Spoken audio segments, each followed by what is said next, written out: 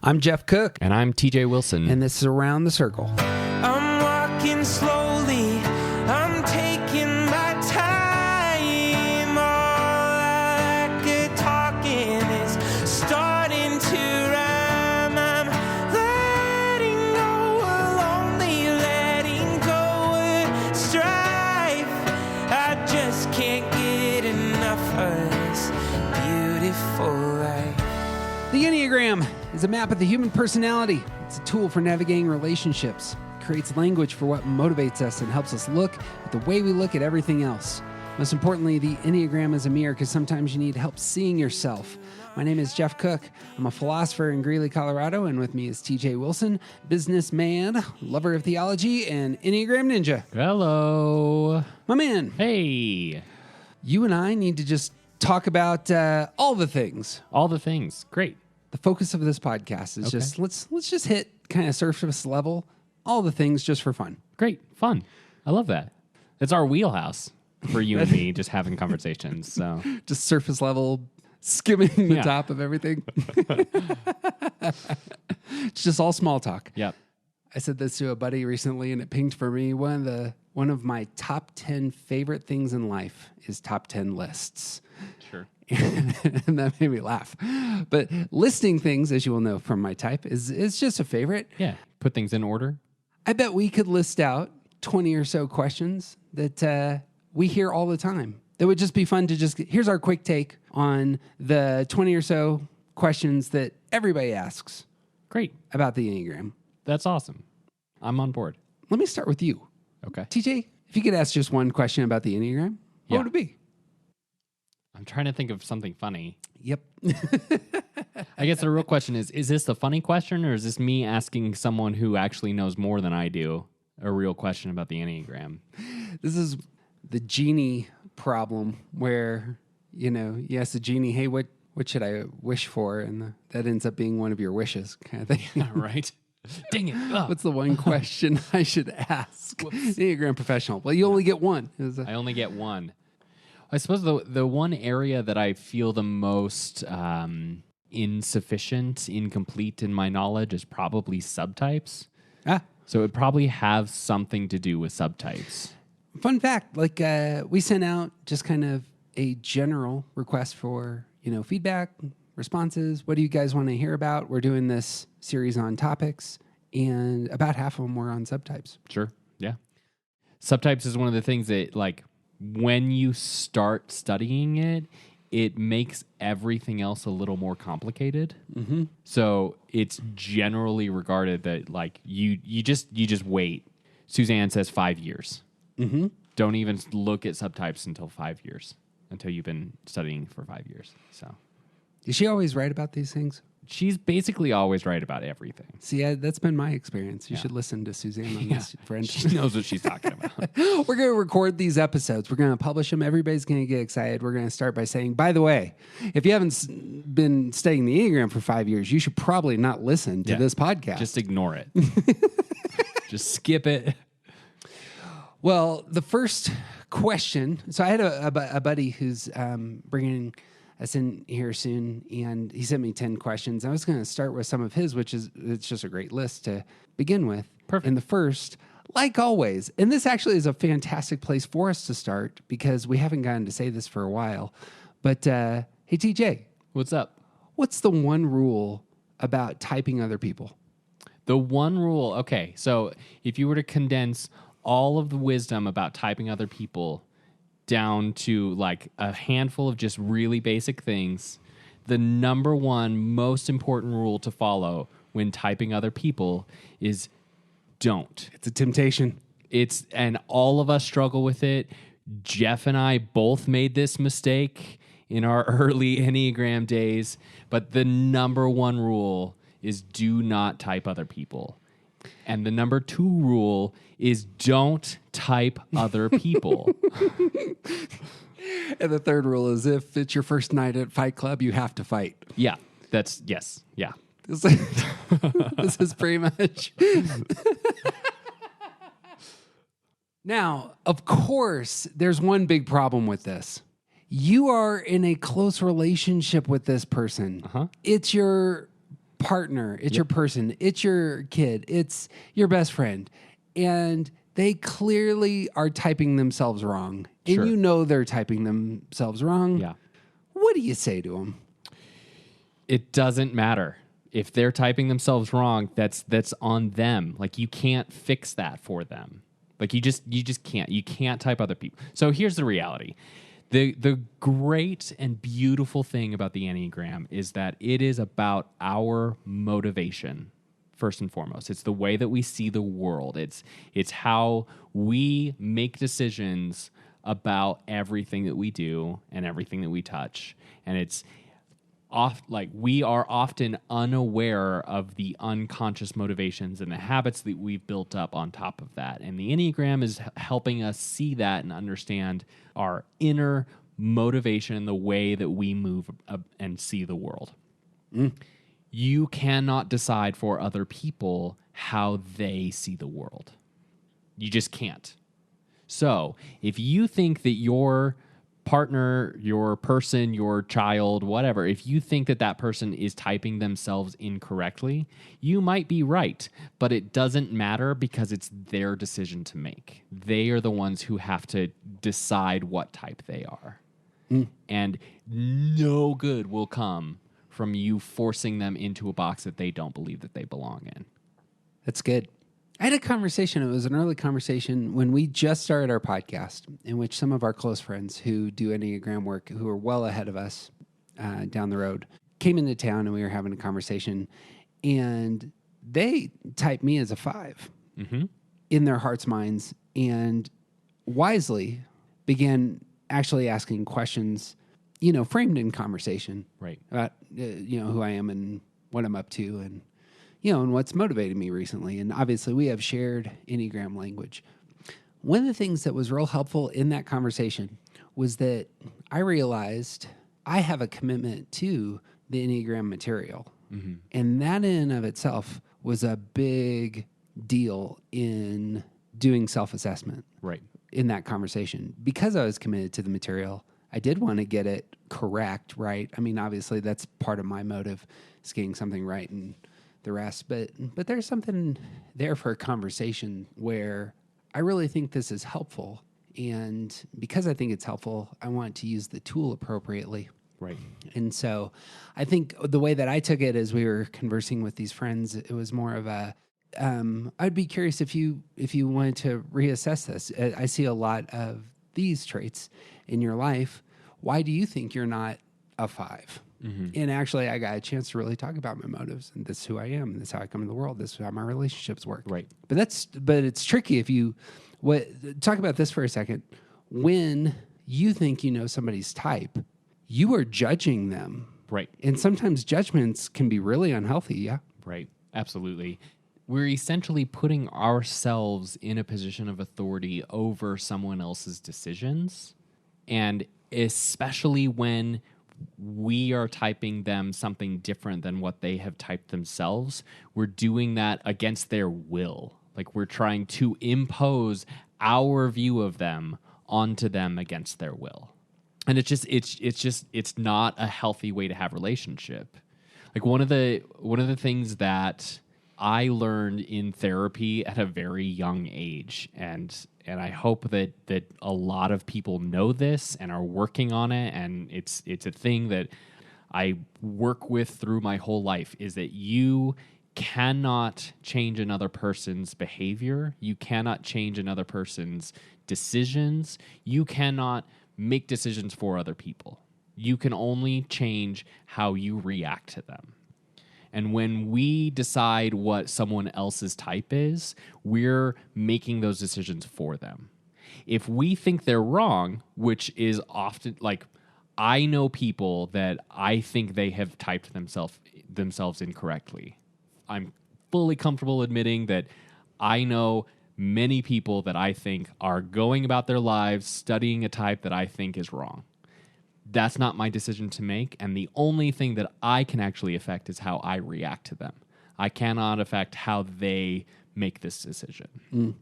And so if you're looking for what to do in that kind of situation, the conversation that you had with our friends was actually a really good example of how to go about that, because it wasn't imposing their will onto your type. It was asking a lot of probing questions.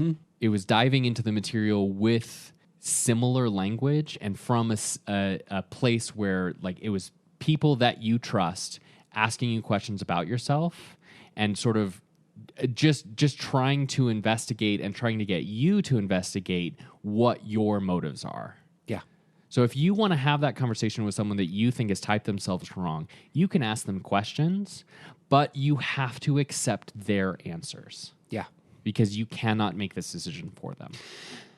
There seems to be a lot of overlaps with other elements of human experience. Like, you may know that your kid is gay, but they need to figure that out themselves. Right. And that's part of their humanity, is Right. coming to discover and own that, and all of the good that comes with that, all the obstacles that come with that. You can't make that decision for them. Or who you love, just in general. Having anyone in your life, your friends or your parents, they may be sources of wisdom and insight and moving you to see certain things on your radar. But you have to discover that, who you're going to love and commit to. Valuable. Right.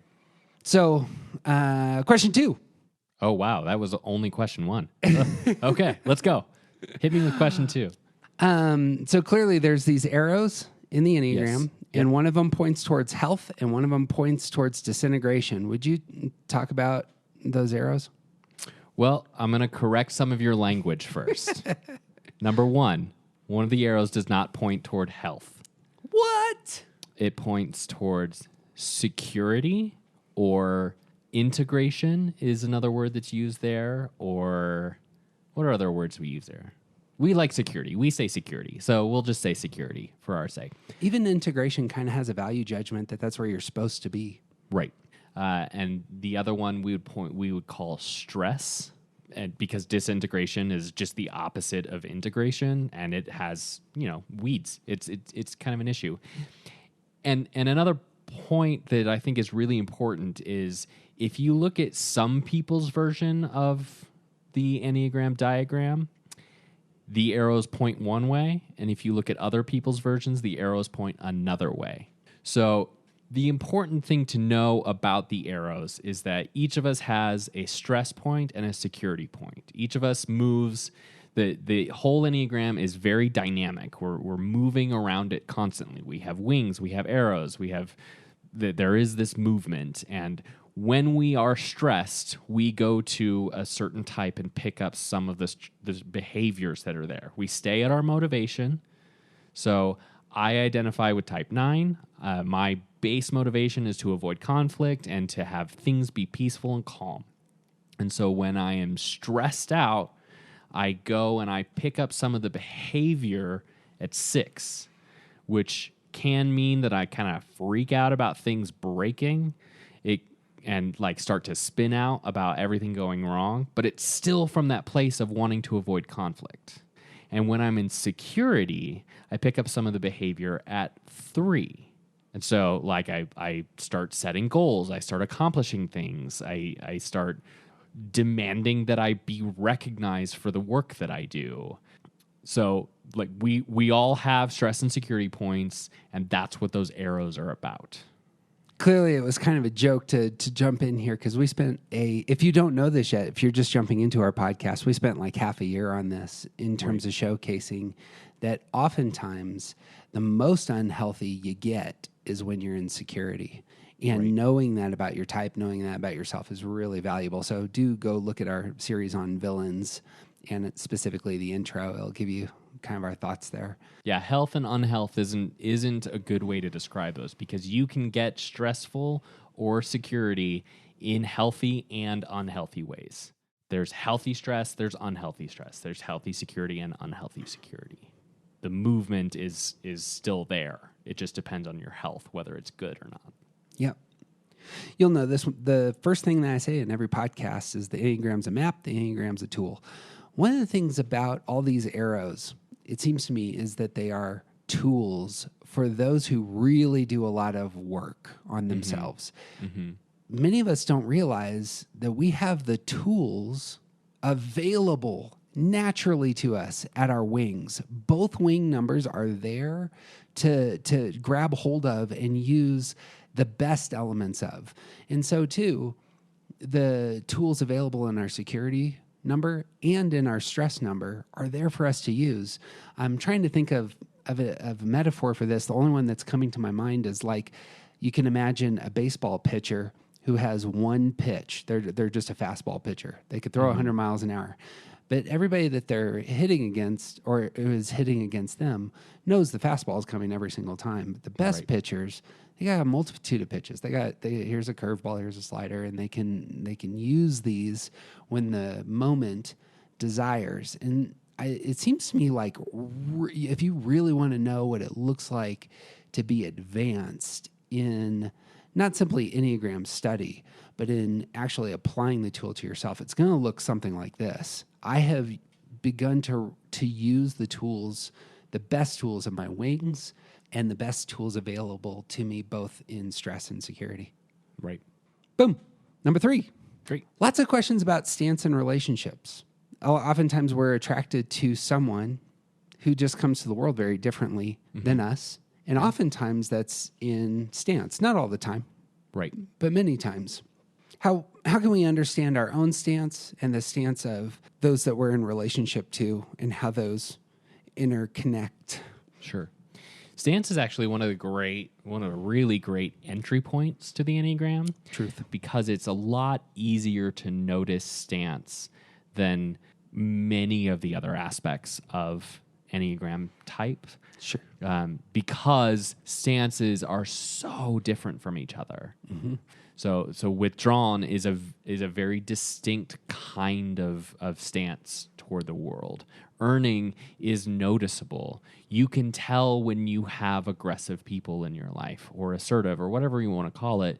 Those 3 stances are so distinct from each other that it's a lot easier to recognize stance. And this is actually a really good way to help get other people into it as well, is to talk about their stance first. Mm-hmm. And get them to sort of align themselves in a stance. And then you narrow it down from 9 to 3. It's way easier. So regarding kids, the idea there is that you, as a parent, if you are paying attention, you can typically tell what stance your child is in. Now, it's still not a great idea to tell them what stance they're in, but there's so many ways that you can affect your own behavior, your own reactions to your child with the knowledge of what stance you think they're in without telling them, I think you're an aggressive type. Mm-hmm. Sure, right. When you know that if your child is aggressive, if your child is in the aggressive stance, then you know that you can react to them. You can treat them in a way that acknowledges that they believe that they can change the world according to how they see it. You can treat them in a way that gives voice and language to the fact that they don't understand how their behavior affects other people. You can deal with the reality of them just deciding what to do and doing it without consulting other people. Like that's a real thing. That is part of the aggressive stance. And if your child is like that, then you can probably tell. And knowing that will help you parent them better. Mm-hmm. That does not mean you have to tell them that they're an aggressive stance, but you can be better to them by acknowledging this in the way that you parent. Yeah. And that's the same for withdrawn and dependent or earning types. Exactly. Yeah. Because here's the thing about stance. Here's my shorthand for stance. Stance, withdrawn, earning, aggressive. It's about how you get what you want most. And so 4s, 5s, and 9s withdraw to get what they want most. 1s, 2s, 6s earn what they want most. 3s, 8s, 7s demand, are aggressive about getting what they want most. That comes out in their behavior. And knowing this is a primary strategy of your type for getting what they want most. It's really helpful for saying, right now, the places that we are experiencing conflict are coming out of your type, perhaps. If it's an adult, you can say that. Right. You are withdrawing again, and I really need you for the sake of the rest of us to engage. Or you're coming across way too strong right now in these places. Mm-hmm. What's the big thing for, I can't think of what a 1, 2, and 6 would be the equivalent to a 1, 2, and 6. You are doing this right now, and it's creating stress on everyone else. Withdrawn types and aggressive types are just apparently easy to pick on. I'm sorry, y'all. I guess it would be different from each perspective. Yeah. Because from my perspective, it's the biggest issue I have with earners, like in that way, is usually about needing too much from me. And I imagine from an aggressive standpoint, it's stop following me around. Yeah. Fourth question. How do you use the Enneagram to navigate conflict? Well, you can't change other people. You can only change the way you react to them. So I start by recognizing what I bring to the table. And what I bring to the table is a withdrawn, conflict-free environment. And that means not only do I want things to be conflict-free, but I actually shy away from conflict. So I do not assert myself. I don't stand up for what I want. I let other people drive, even when I don't want whatever it is they're trying to drive me to. And if I let that go on long enough, it comes out of me sideways. And it comes out in big, weird anger. So the first part of dealing with conflict for me is recognizing that I have to address my own part of what I bring to conflict. And then, if I know the other person's type because they have identified their own type and told it to me, then I can start to react to what I know about them. So take, for instance, my relationship with you, Jeff, who is a 1. You and I have a working relationship with multiple levels of interaction because we're in business together, we work together, we have this podcast together, etc. When we have conflict together, the first thing I need to know is that I am afraid of conflict. The second thing I need to know is that you are idealistic and you are earning not only your place in our relationship, but your own goodness within the world.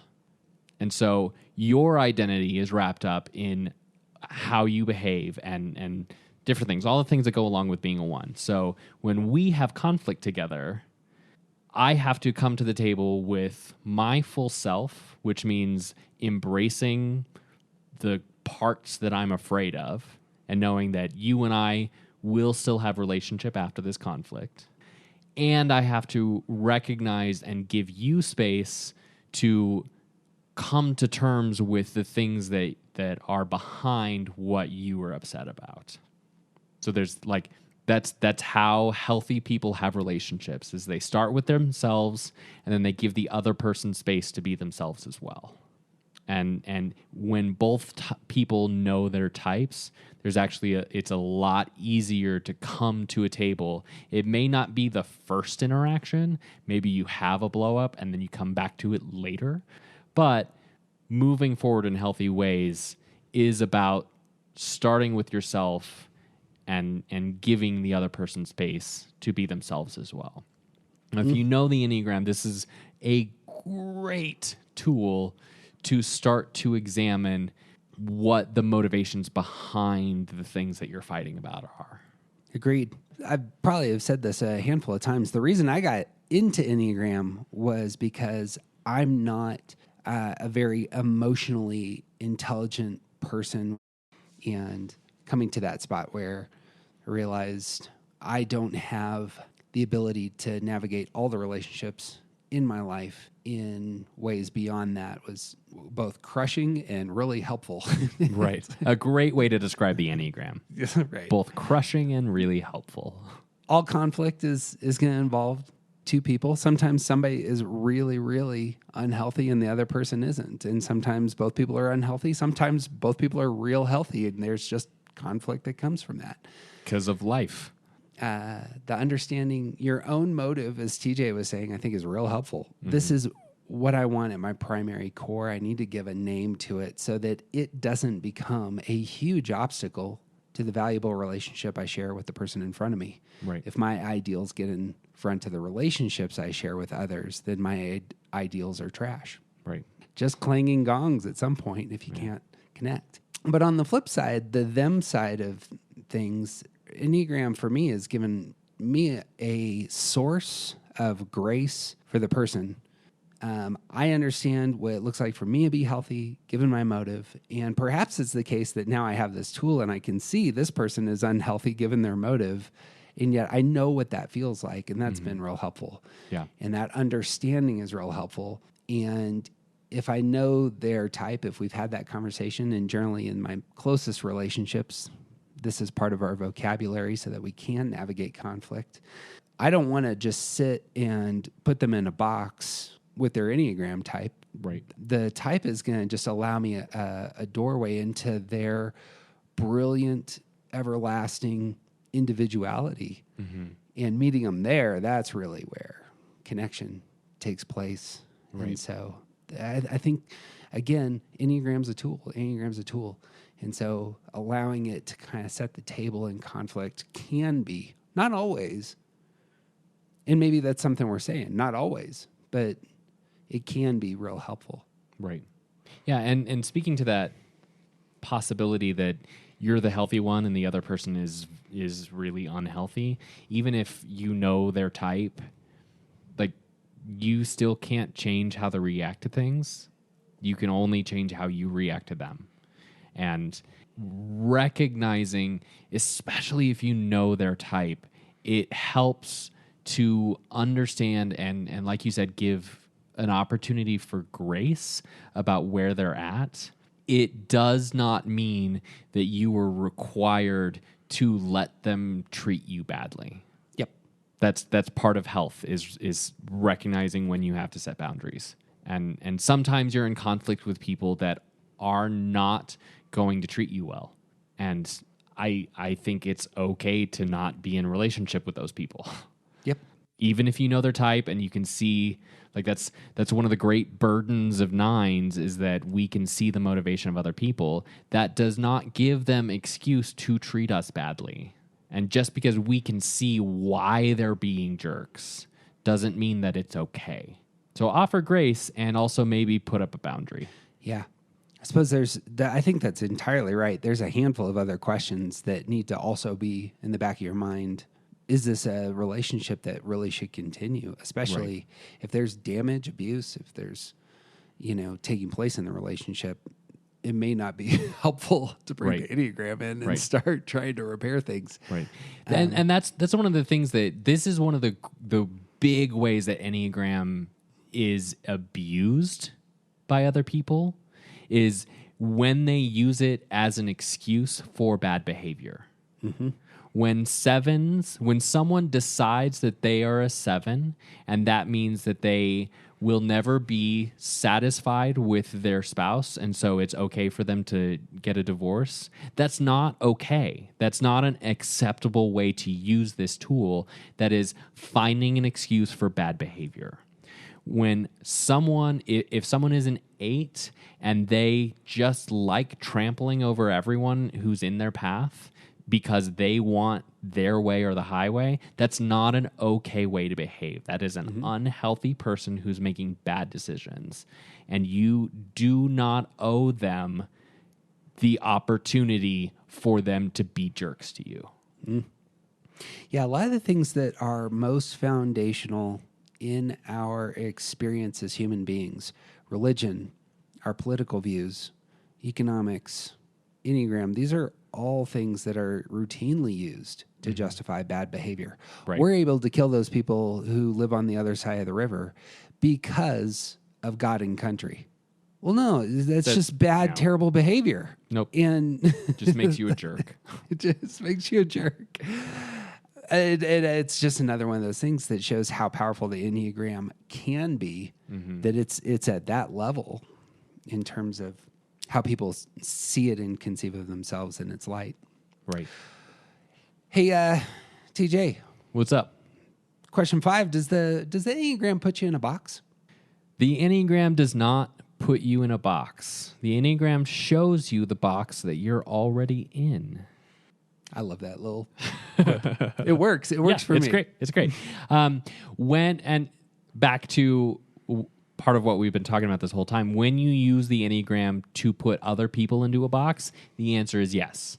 When the Enneagram is used appropriately, then the Enneagram is about showing you your unconscious behaviors that are built on the motivation that you may not be aware of. It's showing you the things that you do that you are not aware of and why you do them. So, like we said, it's showing you the box that you're already in, and it provides you the opportunity and tools, a map, if you will, on how to get out of the box. Yeah, I don't have much to add there. I think, well, no, I do. I want to talk about language. All language is taking big concepts and putting it into very small packages. So if I was going to describe capitalism, it would take me 10 or so Wikipedia paragraphs. But the word capitalism is helpful because it just takes all those big ideas, it puts it into a very small space, and it can be used and moved around. I am making all of that, I'm putting all of that into a box. Right. There's all sorts of things that you and I will say about ourselves that use language. We are human beings. We are Americans. You and I are both cis white males. Right. And those are descriptors that unpack a ton of stuff about us, but that's not entirely who we are. It's helpful to have self-awareness and use language to communicate self-understanding. And really that's what I like about Enneagram on this front. It's not a box per se, as though like I'm in prison now. Right. And it's certainly not, the Enneagram should never be used as a weapon. I'm going to put you in a space and control you through my depthy understanding of your type. Right. That's never appropriate. Even the concept of just saying that it shows you the box that you're already in, it's not quite true, because each of the 9 types has infinite ways of expressing itself through an actual person.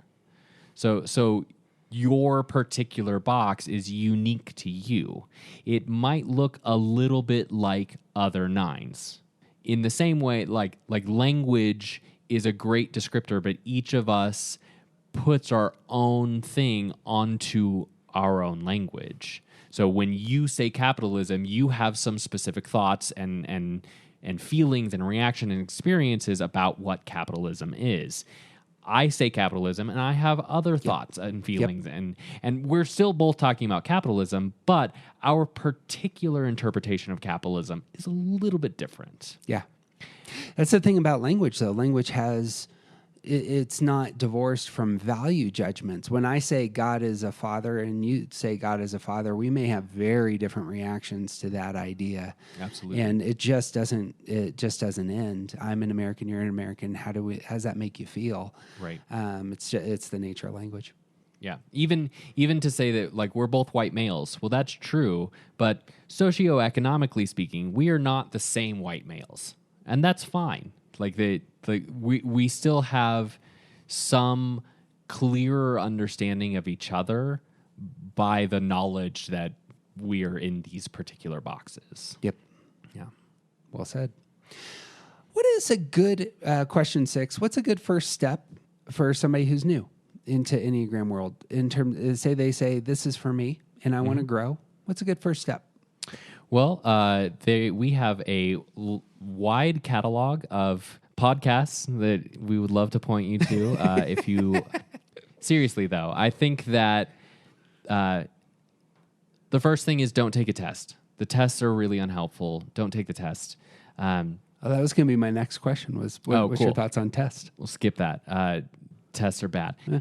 I think if you were trying to get into the Enneagram for the first time, or you know someone who you want to get into this, I think that the best possible way to start is by either listening to the Road Back to You podcast or reading the book, The Road Back to You. I think these are a just spectacular first introduction into what the Enneagram is. Building on that, Suzanne's first big step is you should shore up your repressed center, that this is a lifelong activity that is a great first step for growth and is a great 2000th step for growth. Oh, I think I'm starting a little bit ahead of you, I think. Yeah. Like I what agree. the very first person, like the very first introduction to the Enneagram. Yeah, that's where I'm at. Okay. So you know your type? Oh, I'm starting from not knowing your type. Oh, I see what you're saying. Yeah. Well, that's a good place to go. If you don't know your type, where do you start? Yeah. I agree. I think that they've done fantastic work on Road Back to You. I think it's been. Yeah. We can look around and see how many people have really typed themselves well and have been hooked for the long run through that book. So yeah.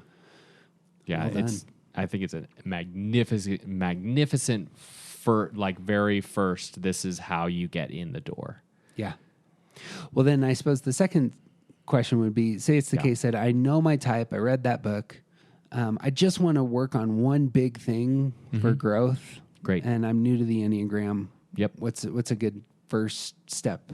I agree with you. It's the repress center, which is also stance work. So yeah, unpack that. So if I'm a 3, 7, or 8, I'm just going to skip to the punchline. Great. What work do I need to do? So for 3, 7s, and 8s, the aggressive types, the demanding types, the repress center there is the feelings center. So all 3, 7s, and 8s are all out of touch with their own feelings, and they're out of touch with other people's feelings in particular. So the work for them, and this is like step 1 and also lifelong, this is the thing that they will be working on for the rest of their lives, is getting in touch with that emotional, relational center, understanding themselves and learning how to understand other people better. Part of the aggressive stance is that people do not understand how their behavior affects others. And working on that will go a long way to resolving relationships. On all of these fronts, it's again worth saying, and maybe it's that I need to hear this, but you need to be gracious with yourself on these fronts. Absolutely. These are things that your type is going to struggle with. Naming that is a great first step. Yep. And just being very aware and conscious, this is what I need to work on most in order to be a healthy person. Yep. What does 1, 2, or 6 need most to become a healthy person? These are the earners or the dependent stance. These ones are the farthest away from their head. That is their repressed center, the mind, the thinking, processing, information, and data. And the work for them is about productive thinking. Now, to say that 1s, 2s, and 6s don't use their head is like it. That's not how this works. That's 3, 7s, and 8s use their emotions. They have and use their emotions, but they don't process that information correctly. 1s, 2s, and 6s use their heads. You're a professional philosopher. Of course you use your head, but you don't engage in productive thinking with all things. Like you mentioned before that you really struggle with relating emotionally to other people because you have these ideals and let's move forward. Why aren't we moving forward? And that is a good example of unproductive thinking. Is this is the thing that makes the most sense, and I don't understand why other people don't think exactly the same way. It's because productive thinking involves more than just that one thing that you're focused on.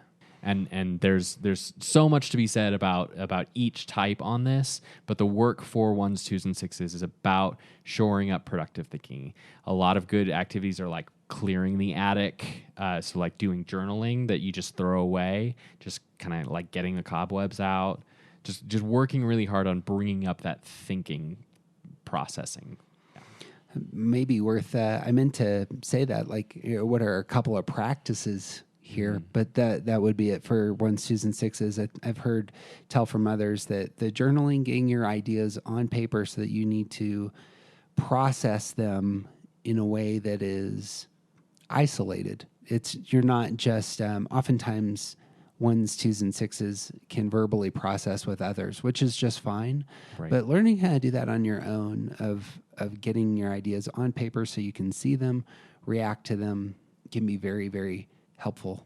And giving yourself grace to understand that this is something you struggle with, and you will struggle with it for the rest of your life.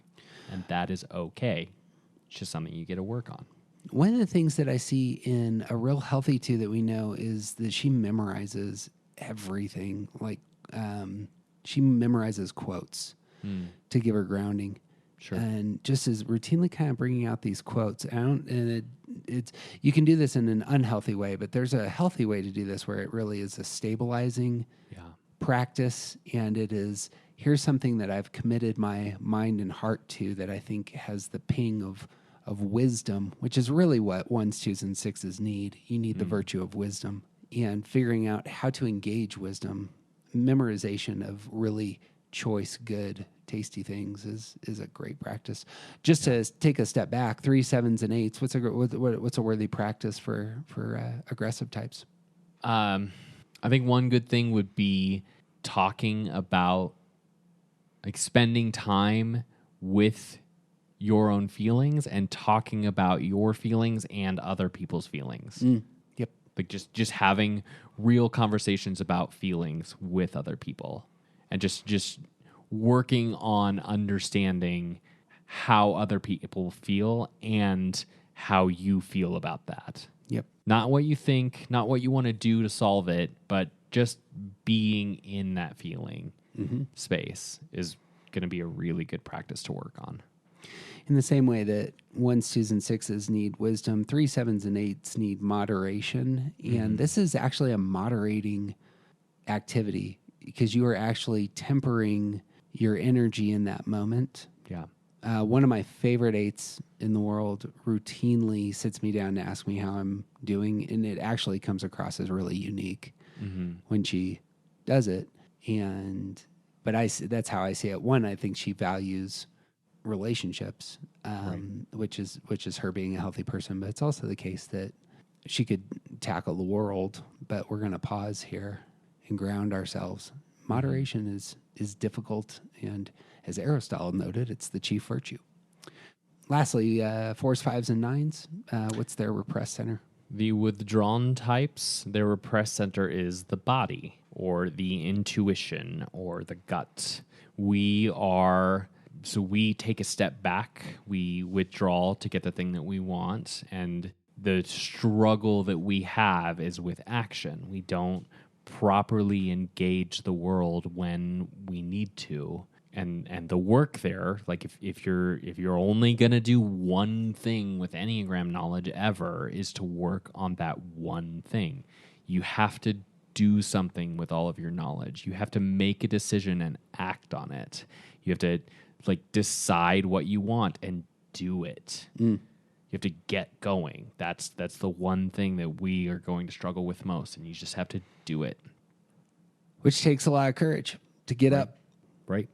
C.S. Lewis said that courage is the virtue. How does that quote go? I'm not memorizing quotes like I just said I should. Don't you have a degree in C.S. Lewis? I do. I wrote 2 books on C.S. Lewis. Can't remember the courage quote. Something to the extent of courage is every virtue at the testing point. It's what's required of every virtue at the testing point. Courage is a strength of heart. I like that there is a mental component here for 4s, 5s, and 9s of saying, I need to do this. So you know what you're supposed to do. Yeah. And then the engagement, getting your body moving That's the move. Yep. Knowing what that looks like, that's what's central. I think of Indiana Jones in The Last Crusade a lot. Oh, And the final task on his booby trap extravaganza is leap from the lions. a leap from the mouth of the lion. A leap from the lion's head or whatever it is. And like the only thing he has is to step out. Yep. And once he does, he realizes it's a bridge. Spoiler alert. Yep.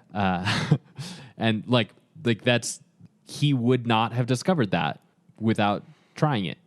Yeah. Yeah. The thing that goes through my mind, I had a recent experience where I started doing, because of the COVID, doing workout programs on video. My wife has an app, and I'm just following, the instructor on the video doing this exercise. Right. Well, being the one that I am, I chose the hardest one that there was. So I just said, I'm in shape. I could probably do this. Sure. Nope. And actually, the difficulty of it really affected my ability to come to it, not that day, but the next day. The next day, I was much less likely. There's something about our bodies, and I've heard you talk about this in the past, that there's something about starting the movement that matters.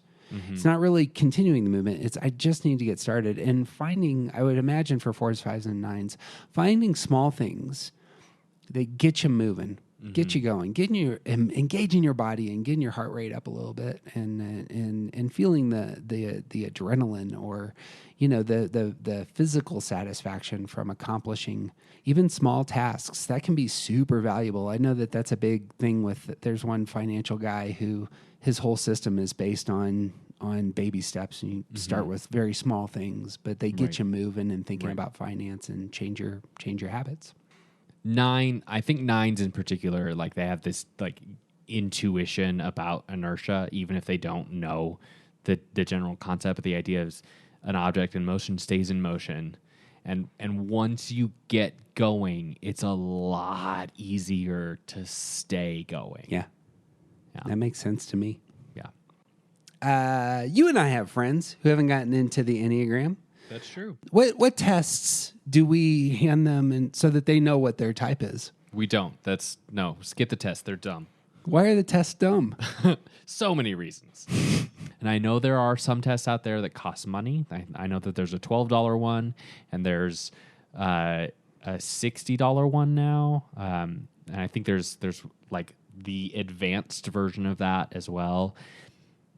These tests the developers of these tests have worked really, really, really hard to get to that place. But you can accomplish the same result by spending time learning about the types and figuring out which one makes the most sense to you, which is free, by the way. To circle back to self-discovery, there might be just a moral reason to avoid some of the tests, and that is, why do you want somebody else to tell you who you are? Yeah. 1. And 2, actually, I think a lot of times when you get Enneagram tests, in my experience, here's the cookie cutter answer for you, you're a 4. Right. You have no buy-in. There's no anchor. So it might actually be a terrible thing to tell people, you should take this test. Let's see what your number is. One of the things about, again, elements of the human experience that are most valuable is oftentimes they take a lot of time, and they require a lot of energy and commitment and kind of getting into it. Mm-hmm. And fortunately or not, that's been my experience with the Enneagram. It's entirely for some people at a certain point in time, and it's just not for other people at a certain point in time. Right. Nothing wrong with that. Right. I find that with people's encounters with God, or is it time to get sober, or is it time to have children? Is it time to end that relationship? There's a season for everything. If your goal with the test is to know what your type is so that you can take part in the conversation that's happening about it, and you don't care about you don't want to use it as a tool for personal growth, then fine. Take the test and stop listening right now. That's fine. Like I know a lot of people who do not care about the Enneagram, and that is totally fine. Yeah. If what you're trying to do is learn more about yourself and try to grow as a human being, then the test is not really a good way to go down that road. Yeah. Better ways to go. So let's actually add something. So say it's the case that you do have the new person. Mm-hmm. We talked about Suzanne and Ian Cron's book, The Road Back to You.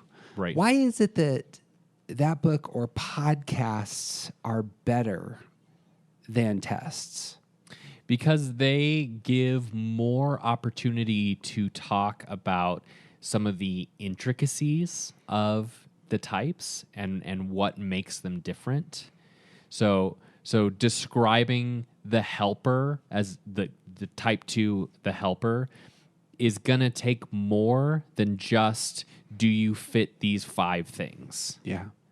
Like you need to understand a little bit more about what type 2 is and what's behind it, both good and bad. Like, why are type 2s like this? What fuels their decision-making process? What's good about being a two? What's bad about being a 2? And when that, like, really sits with you, then, like, 2 is the thing to look into more. With a test, it's going to ask you a handful of questions and give you an answer, when what you really need to do is spend some time with each type, with the things that are good and bad, with some of the more intricate details. Like, we know people who it has taken years to figure out what their type is. Right. Because they need to really spend some time investing in themselves, investing in their own self-knowledge to be able to know the answers to some of those questions. Yep.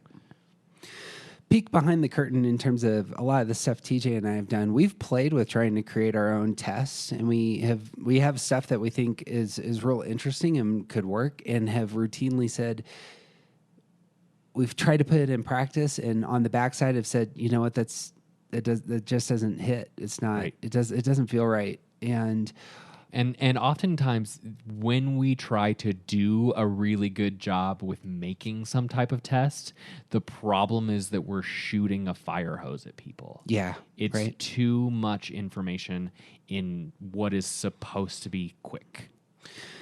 In my mind, the best way to type yourself is what is often called the narrative tradition, which is just hearing other people talk about their type and then listening for yourself.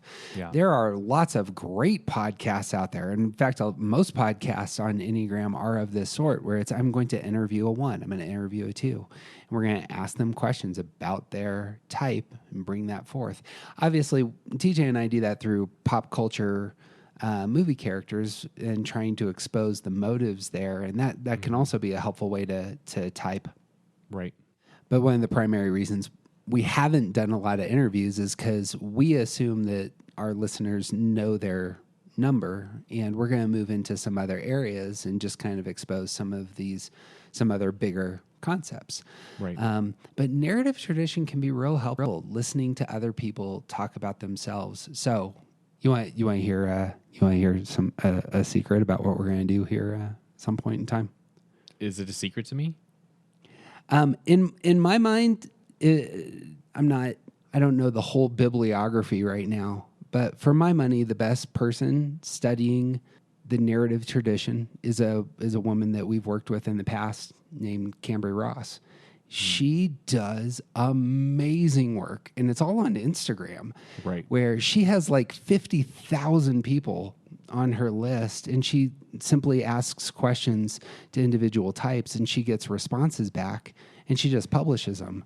Right. And it's a phenomenal way to do the narrative tradition. Mm-hmm. So if TJ and I luck out, hey, Cambry, if you're listening, we're going to try and do a series for people who are trying to figure out their type using Cambry's work here in the next year. And this would be like, and I imagine we'll have an intro podcast, but it may be the case that, like many of our podcasts, it might just be if you think you're a 1 or if you think you're a 2. I don't know how this is going to work, but we'll try and get something that's more narrative down, that would be an easy landing place for somebody who wants to get into the Enneagram, where it's not just I had to take this because my company said so, because that's Right. lame. And Right. well, it's not necessarily lame, but that may not the Enneagram has vastly more power than just helping you sell more widgets. Yeah, the company use of the Enneagram, I think. Hey, question number 8. What do you think about the company use of the Enneagram?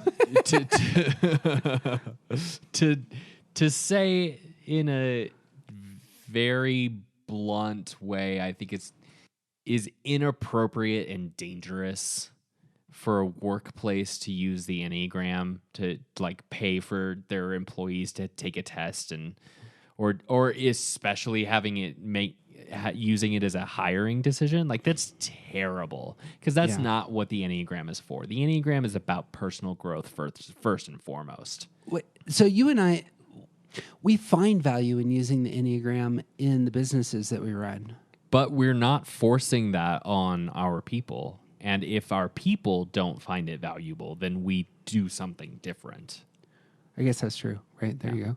Like, I have employees that have been very invested in learning more about their type, and even people that don't work for me anymore that still listen to this podcast and send us information, send us stuff every once in a while. Like, that's what it is for. What's up, Trevor? And hey, Trevor, and even as an employer, knowing my employees' types is helpful for me to be a better manager to them. It is not appropriate or a good way to run my business by using the Enneagram to try and make my employees better salespeople. Right.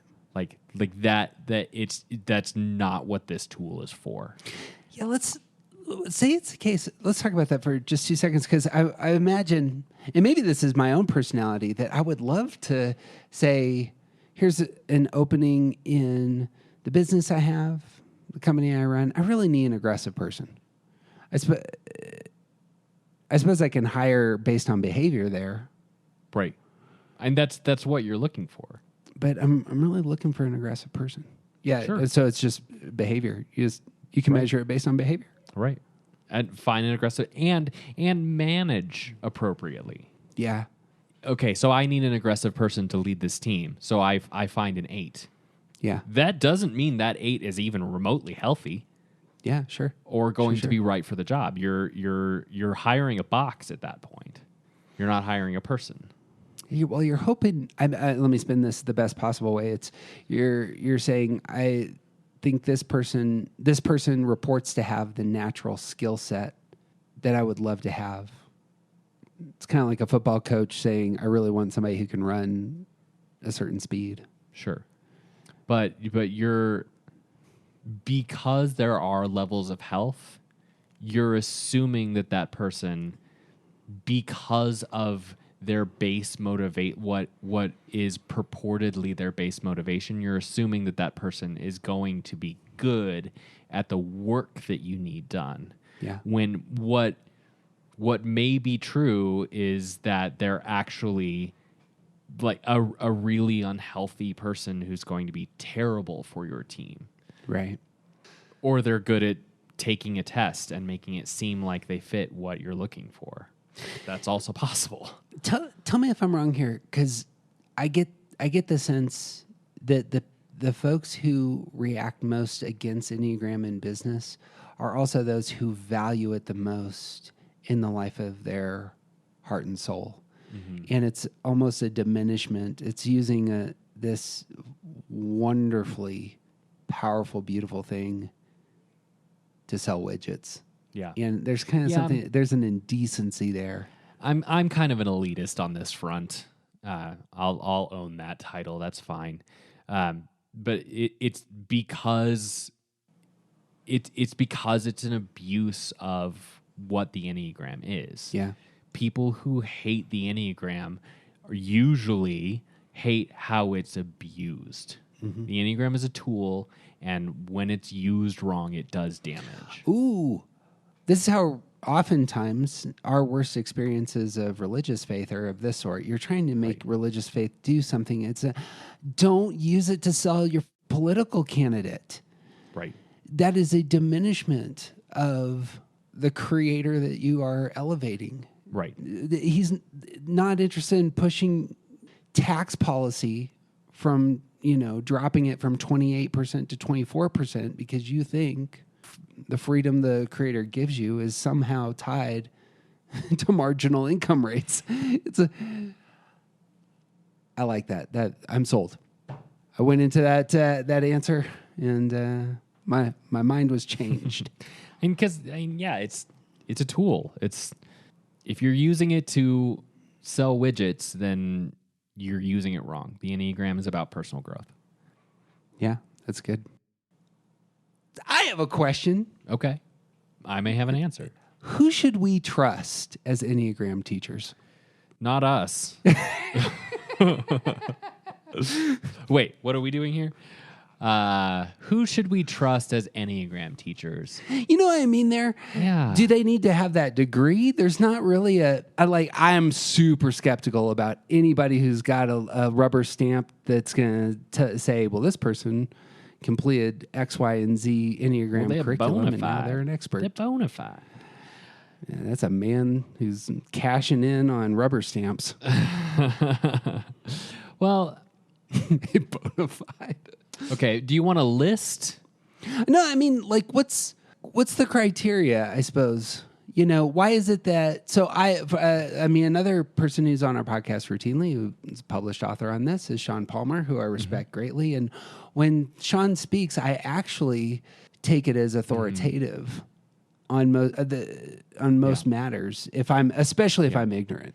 I think that, as with most things, good teachers are going to have things to say that make sense, and they're not going to insist that they're the only ones who know. Good teachers will say when they do not know the answer, and good teachers are going to help you see the truth. They're not just going to tell you the truth. The greatest things about the Enneagram are best discovered, not on your own necessarily, but best discovered by you. And anyone who's trying to spoon feed you anything probably isn't the best teacher. And anyone who is unwilling to acknowledge that they are still learning, or like this is one of the things that I love so much about Suzanne, is that every single time I listen to her, she is learning something too. When she talks to other people, she is always learning something. She continually says, that's something that I've never heard before, and I'm going to start. I'm going to think on it. I'm going to start integrating it into how I think about this particular type. She's always learning from the people that she's talking to. And I've heard other Enneagram teachers who are the voice of reason, or they are the authority on this. And it just, if teachers seem like they know everything, then it's really hard to, especially with something that is so complex and is constantly being discovered. Like, there's no possibility that we know everything about the Enneagram, and anyone who seems like they do, it's hard to trust them. That last point's important in my mind because for two reasons. One, man, there's been a ton of movement in Enneagram theory since Riso and Hudson published their big book. Case in point would be integration and disintegration. But I mean, there's a lot of adding to theory, and even a lot of experiential evidences coming out, that would really give color to how things are understood. Primarily, if you're going to trust a teacher who's a historian, you have certain standards by which you judge an historian. Mm-hmm. Where have you studied? What's your research look like? Who'd you study under? What sort of work have you done? Mm-hmm. There's some things in doctors are this way. Which doctor are you going to trust? well, this is where I practiced. This is how long I've been practicing. This is where I got my education. This is I don't know how you assess a doctor. That's how much I charge. It's because I don't have insurance. Yeah. Hey, Dr. Nick. The thing with some of the people that we need to trust is that they're dealing with issues, topics that aren't tangible. Right. So which pastor do you trust? Which counselor do you trust? Which Enneagram professional do you trust? Teachers do you trust? They're working with the life of the soul and the heart. Mm-hmm. And for me, there's just one principal question is that person a good person? If they're not a good person, do not ever. They may be saying all sorts of things that are motivating, captivating, ping for you as true. If they're not a good person, that's why the moral life is so important for those sorts of vocations. Right. And for the teachers that you and I really are attracted to, it strikes me that all those teachers are really good people. Right. And TJ and I off air will talk about the Enneagram teachers who we just think are clowns. Right. And almost without exception, I think that both of us intuitively think, I'm not sure this is a very good person. So I thought we were going to get through all of our 20 questions. We are not. No. What a surprise. This is a good place to split things in half. So for question number 10, what is your gut on subtypes? Are they important? Not important? Where do you land? Yes. I like that. Here's my thing about subtypes. I mentioned that at the beginning, this is probably the place where I feel the most deficient in my expertise about subtypes because, subtypes make everything more complicated. Mm-hmm. So when you start looking into subtypes, everything you're going from 9 types to 27. Right. It just makes everything more complicated. Exactly. So the general wisdom about subtypes is that you wait 5 years. If you're going to study subtypes, that's fine. You need to spend time with your type for 5 years. And then you can start looking into subtypes because subtypes mess up everything. I think subtypes are simultaneously more influential than we know and less influential than we need to worry about. And part of that is my belief that with the subtypes, we actually move sort of fluidly through them throughout different aspects of our lives. And I think that's agreed upon wisdom, that this is one of the places the Enneagram is kind of in flux. Right. There can be movement. You're taking on a different posture. How would you define a subtype? I mean, I think it depends a lot on who you ask.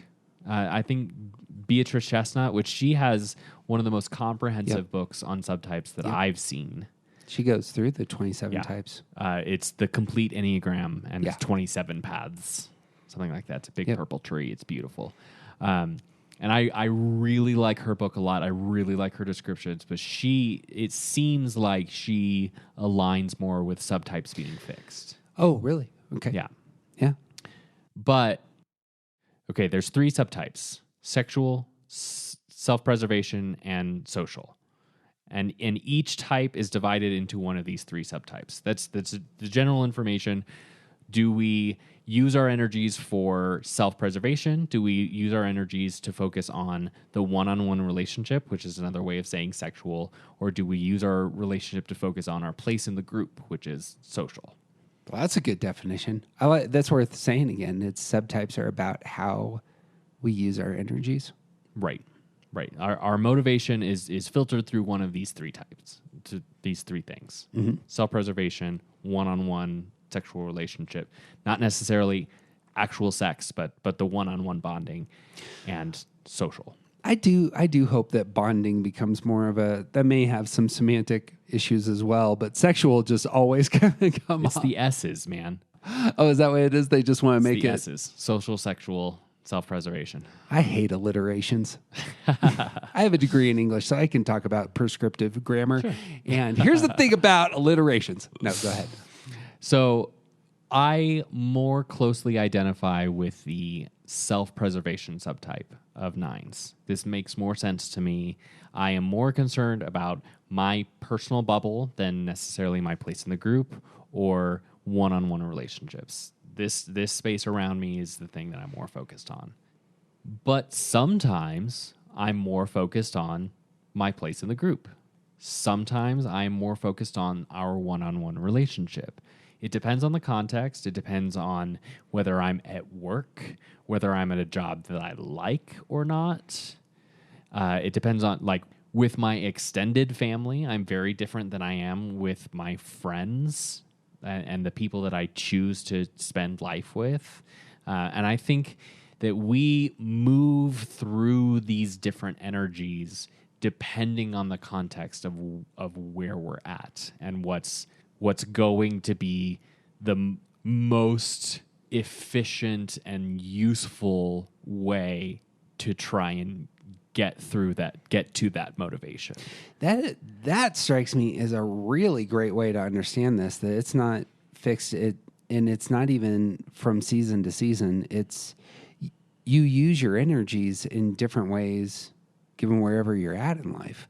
I'm forced into social situations sometimes given my vocation. I could say that I'm really bad socially. I'm really great on the bonding side, on the one-on-one. That's really my wheelhouse. Mm-hmm. But I have to jump into social situations and engage those energies in order to do what I do. Right. Even our personal health has an effect on this, because like sometimes we're going to be better at, like, we're healthier when we're focused on one aspect of the subtype, and when we're focused on this other subtype, and that's where our energy is going. Mm-hmm. That's actually a representation of more unhealth in us. Healthy and self-protective, unhealthy and self-protective. Mm-hmm. I mean, I hate to make our dichotomy. I mean, that's really, you and I talk quite a bit about Enneagram with that lens of health and unhealth. Right. With subtypes, the word that I would want to say is it's important to know at some point what those in your life who you love most, where they engage relationship best, where they use their energies best. So my oldest child, for example, is clearly a sexual subtype. Mm-hmm. When we are together, the four of us, they are a lot more withdrawn and self-protective. Mm-hmm. But get them one-on-one, and it's just both my kids. Get them one-on-one, and man, it's a fire hose of energy and discussion. And maybe that's some of me as well, because I'm most comfortable there. So mm-hmm. I'm pulling that out of them. But we have, a lot of our parenting has focused on meeting them in the energies that they want to engage the rest of the world in. And that's been real helpful.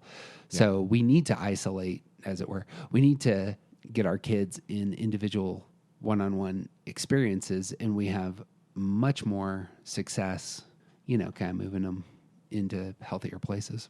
Right. But I think even with that, I see your younger child thrive in social settings. Yeah. Of all things, well, my youngest is just a healthy kid. He thrives in all three. Sure.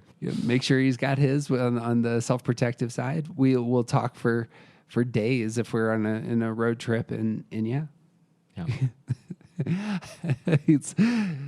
We are the last ones to the game in terms of giving our kids phones. And he showed me some of his group chats recently, the number of group chats he has, and I just started laughing because I don't experience him ever in those settings, but the fact that he feels real comfortable in those settings and wants to use his energies there, it's very good.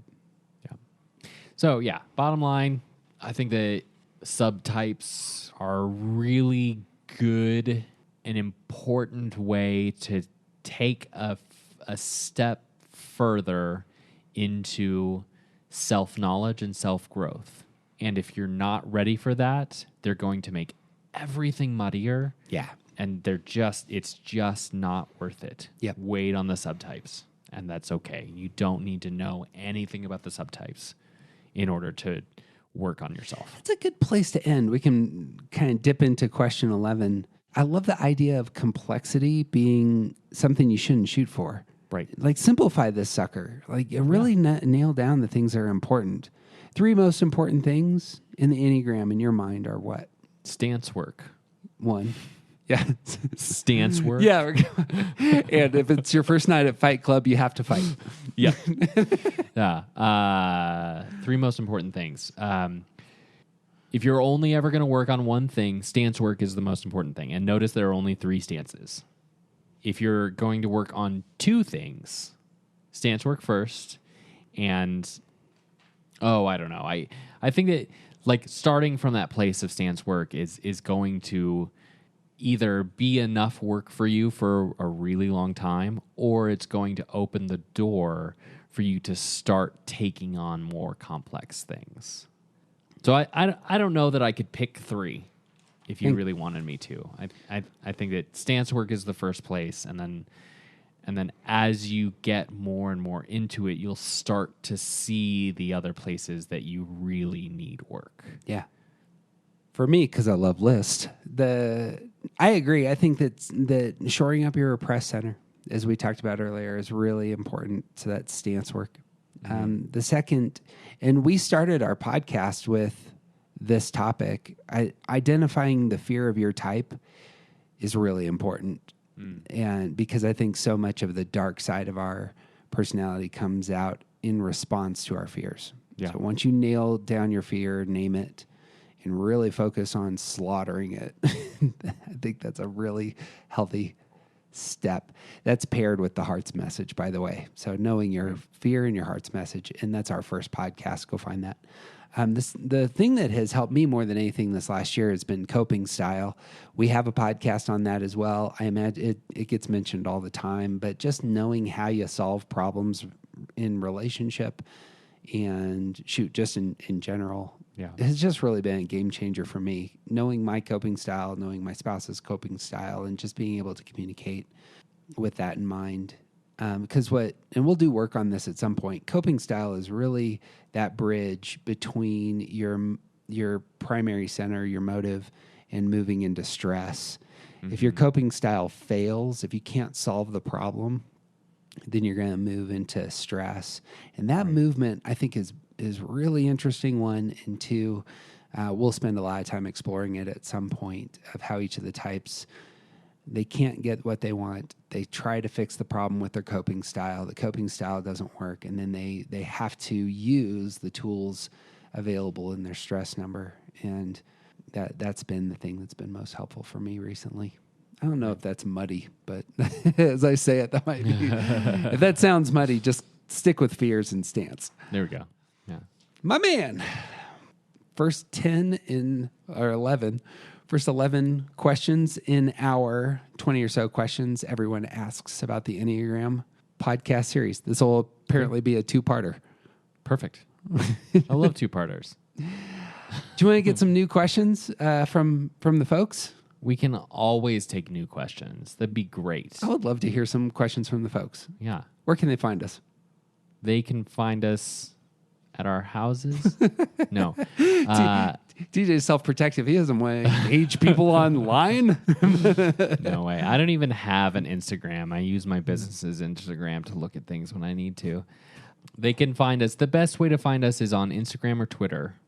I check those, and I generally, I don't know that I fail to respond. So if you want to talk shop, send me some stuff. I'd love to respond. Perfect. But yeah, Instagram and Twitter, send us some questions. If you have 2 or 3, that'd be great.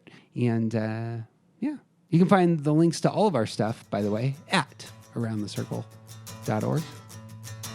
Friends, we hit that magic number of 150 5-star reviews. We did it. Thank you. And this is just how this works. Once you develop an addiction, we apparently now need 200 5-star reviews. Do we need 200? Must happen. Actually, if you have not gotten a chance to just tell, if you really enjoy this podcast, it would mean the world to us if you wrote us a quick review. I read those. TJ reads those. They mean the world to us. The music is by The Collection, there up front, and by Tim Coons and Greeley here on the back side. As always, the best thing you can do, share this with somebody that you love. It means the world to us if you send them, there's a share button on everybody's devices that just shares the podcast, and it means the world to us when you do that. So that's what I got. You got anything else? I got nothing. He's TJ Wilson. He's officially awesome. And I'm Jeff Cook, and who you aren't isn't interesting. Be who you are. And if it's your first night at Fight Club, you have to fight. Come burning